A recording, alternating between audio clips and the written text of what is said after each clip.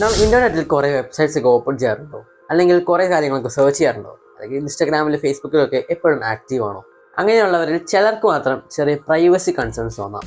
അതായത് ഏതൊരു website open ആക്കിയിട്ട് ഏതൊരു മാൽവെയറോ അല്ലെങ്കിൽ വൈറസോ നമ്മുടെ ഫോണിലോട്ട് കയറിയിട്ട് നമ്മുടെ ഡേറ്റയൊക്കെ അടിച്ചുകൊണ്ട് പോകില്ലേ, അല്ലെങ്കിൽ ഒരു ഹാക്കറോ ഒന്ന് നമ്മുടെ ഡേറ്റയൊക്കെ അടിച്ചു മാറ്റിക്കൊണ്ട് പോകില്ലേ എന്നുള്ള പേടിച്ചടക്കൊക്കെ ഉണ്ടാവും.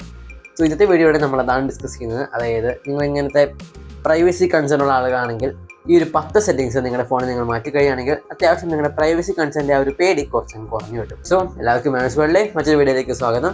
Let's start. So first of all തന്നെ നിങ്ങൾ ബേസിക് ആയിട്ടും ഒരു കാര്യം ചെയ്യണം. അതായത് നിങ്ങളുടെ പാസ്വേഡ്സ് എല്ലാം കൂടി മാറ്റുക. അതായത് നിങ്ങൾ ഇപ്പോഴും നിങ്ങളുമായി റിലേറ്റ് ചെയ്ത പാസ്വേഡ്സ് ആണ് ഉപയോഗിക്കുന്നതെങ്കിൽ, അതായത് നിങ്ങളുടെ ബർത്ത് ഡേറ്റ് അല്ലെങ്കിൽ പാസ്വേഡ് 1 2 3 എന്നൊക്കെയാണ് നിങ്ങൾ ഉപയോഗിക്കുന്നത് എന്നുണ്ടെങ്കിൽ അതെല്ലാം മാറ്റുക. ആൻഡ് പ്രത്യേകിച്ച് നിങ്ങളുടെ ബാങ്ക് അക്കൗണ്ടിനും അതുപോലെ സോഷ്യൽ മീഡിയ അക്കൗണ്ടിനും ജിമെയിൽ അക്കൗണ്ടും എല്ലാം വേറെ വേറെ പാസ്വേഡ്സ് എല്ലാം നിങ്ങൾ സെറ്റ് ചെയ്ത് വെക്കുക. അതായത് എല്ലാത്തിനും ഒരേ പാസ്വേഡ് സെറ്റ് ചെയ്ത് വെക്കുകയാണെങ്കിൽ ഏതെങ്കിലും ഒരു അക്കൗണ്ടിൻ്റെ പാസ്വേഡ് ഒരാൾക്ക് കിട്ടുകയാണെങ്കിൽ എല്ലാം അവർക്ക് ആക്സസ് ചെയ്തുകൊണ്ട് പോകാനായിട്ട് വരും.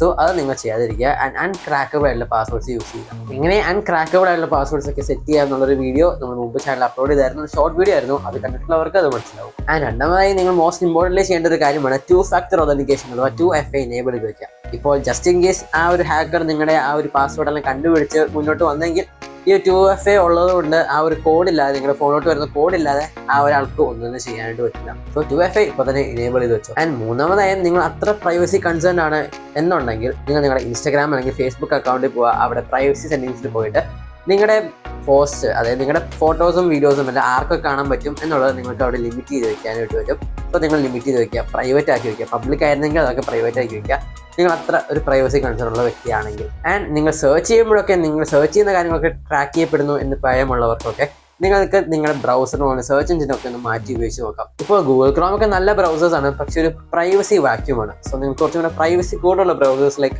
ഫയർഫോക്സ് ഒക്കെ നിങ്ങൾക്ക് ഉപയോഗിക്കാം. ആൻഡ് അഞ്ചാമത്തെ കാര്യം എന്ന് പറയുന്നത്, ഇത് പലരും ചെയ്യുന്ന ഒരു കാര്യമാണ്. അതായത് ഒരു പുതിയ ആപ്പ് നിങ്ങൾ ഡൗൺലോഡ് ചെയ്യുന്ന സമയത്ത് ആ ആപ്പിന് വേണ്ട എല്ലാ പെർമിഷൻസും, ആപ്പ് ചോദിക്കുന്ന എല്ലാ പെർമിഷൻസും നിങ്ങൾ അലൗ ചെയ്ത് കൊടുക്കുകയും പെട്ടെന്ന് തന്നെ ആപ്പിൻ്റെ ആക്സസ് നിങ്ങൾക്ക് കിട്ടുകയും ചെയ്യുന്നു. പക്ഷേ ഇത് ശുദ്ധ മണ്ടത്തരമാണ്. എങ്ങാനും ഒരു യൂസേഴ്സ് ആപ്പാണ്, ഏതെങ്കിലും ഉടായ്പ ആപ്പാണ് എന്നുണ്ടെങ്കിൽ നിങ്ങൾ എല്ലാ പെർമിഷൻസും കൊടുക്കുകയാണെങ്കിൽ നിങ്ങളുടെ ഡാറ്റ ആയിരിക്കും പോകുന്നത്. സോ നിങ്ങൾ ജസ്റ്റ് നിങ്ങളുടെ കോമൺ സെൻസ് ഉപയോഗിച്ച് ഒന്ന് ആലോചിച്ച് നോക്കുക. For example flash light. അപ്പോൾ ഫ്ലാഷ് ലൈറ്റ് നിങ്ങൾ ചോദിക്കുകയാണ് നിങ്ങളുടെ ക്യാമറ ആക്സസ് ചെയ്തോട്ടെ, നിങ്ങളുടെ മൈക്ക് ആക്സസ് ചെയ്തോട്ടെ എന്നൊക്കെ. എന്താണ് ഫ്ലാഷ് ലൈറ്റ് ആപ്പ് ഈ ഒരു ക്യാമറയോ അല്ലെങ്കിൽ മൈക്രോഫോണൊക്കെ ആക്സസ് ചെയ്യുന്നത് എന്ന് നിങ്ങൾ ജസ്റ്റ് തിങ്ക് ചെയ്ത് നോക്കുക.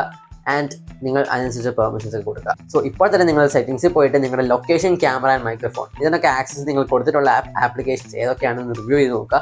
ആൻഡ് ഏതെങ്കിലും യൂസേഴ്സ് ആയിട്ടുള്ള ആപ്ലിക്കേഷൻ അതിനകത്തുണ്ട് എന്നുണ്ടെങ്കിൽ അത് അപ്പോൾ തന്നെ റിമൂവ് ചെയ്ത് കളയുക, അല്ലെങ്കിൽ പെർമിഷൻ ഡിനൈ ചെയ്യുക. നോ ഫോർ എക്സാമ്പിൾ നിങ്ങൾ എയർപോർട്ടിൽ ഇരിക്കുകയാണ്. സോ അവിടുത്തെ പബ്ലിക് വൈഫൈ ആണ് നിങ്ങൾ ഉപയോഗിക്കുന്നത് എന്നുണ്ടെങ്കിൽ ദയവ് ഇത് ആ ഒരു പബ്ലിക് വൈഫൈ എന്ന് പറഞ്ഞാൽ അത്ര സെക്യൂർ ആയിട്ട് നിങ്ങൾ കരുതരുത്. അത് അത്ര സെക്യൂർ ഒന്നും ആയിരിക്കില്ല, കാരണം കുറേ പേര് യൂസ് ചെയ്യുന്നുണ്ടല്ലോ.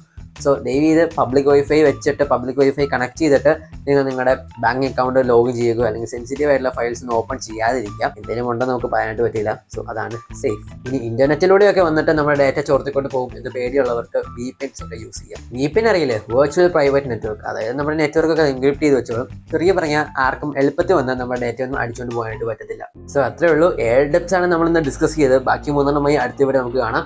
സോ അതുവരേക്കും വീഡിയോ ഇഷ്ടപ്പെട്ട ഡെഫിനറ്റ്ലി വീഡിയോയിലേക്കാണ് സബ്സ്ക്രൈബ് ചെയ്യാൻ മറക്കണ്ട. നമുക്ക് അടുത്ത വീഡിയോ കാണാം. അതായിരിക്കും ഗുഡ് ബൈ.